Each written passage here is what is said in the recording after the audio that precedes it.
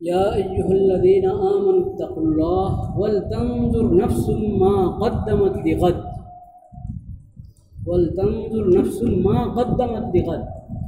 তোমাদের প্রত্যেকে যেন ফিকির করে, ভাবে আগামীকালের জন্য কি পাঠিয়েছে। আগামীকাল অর্থাৎ আমার মওতের পর থেকে, কিয়ামতের পর থেকে, যার যখন মওত আসে তার কিয়ামত তখনই হয়ে যায়। পুরো বিশ্বের জন্য কিয়ামত তো বড় কিয়ামত যখন হবে তখন, কিন্তু যার মওত যখন আসে তার কিয়ামত তখন হয়ে গেল। মওতের পর থেকে, কিয়ামতের পর থেকে পুরা যেই জিন্দেগি সেটা হলো গাদ। আর দুনিয়া কত হাজার, কত লাখ, কত কোটি বছর তা আল্লাহ জানে। যত বছরে হয়ে থাকুক, পিছনে যা ছিল সামনে পিছনের থেকে অনেক কম। দুনিয়ার হায়াত বয়স সামনে বাকি আছে অনেক কম, পিছন থেকে অনেক কম। তো যাই হোক, শুরু থেকে শেষ পর্যন্ত কেমন পর্যন্ত যতই বয়স হোক, পুরোটা একদিন। পুরোটাকে তো একদিন ধরা হয়েছে, এটা অনেক। আখিরাতের সামনে একদিন বলারও ওটা, এবং কোরআন মজিদে হাসর ময়দানে যেসব দৃশ্য পেশ করা হয়েছে সেখানে তো আছেই। এক সকাল বা এক সন্ধ্যা, পুরা দুনিয়ার জিন্দেগি এক সকাল বা এক সন্ধ্যা।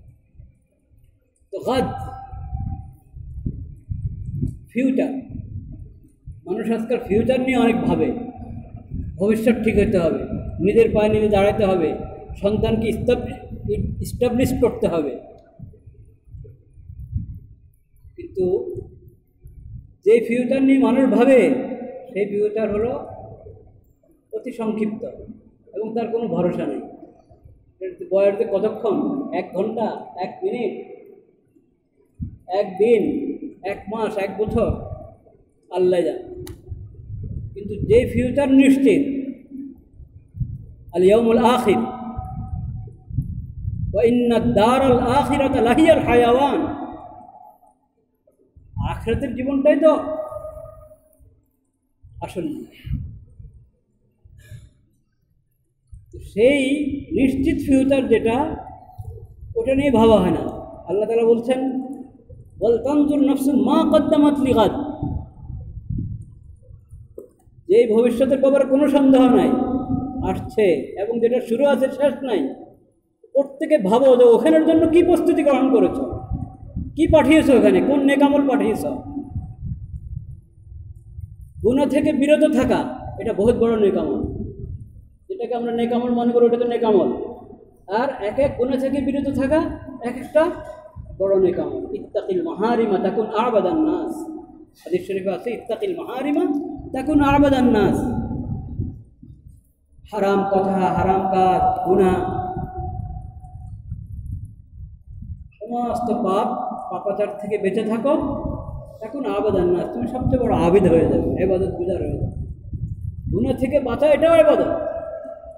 তা আমি আখিরাতের জন্য কি ইবাদত পাঠাচ্ছি, করণীয় ইবাদত কি পাঠাচ্ছি, আর যেটা বর্জনীয় ওটা থেকে বিরত থেকে গুনাহ থেকে বেঁচে থাকার যে ইবাদত, সেই ইবাদত কি পাঠাচ্ছি, কি প্রস্তুতি নিচ্ছি, প্রত্যেককে এটা ভাবতে হবে।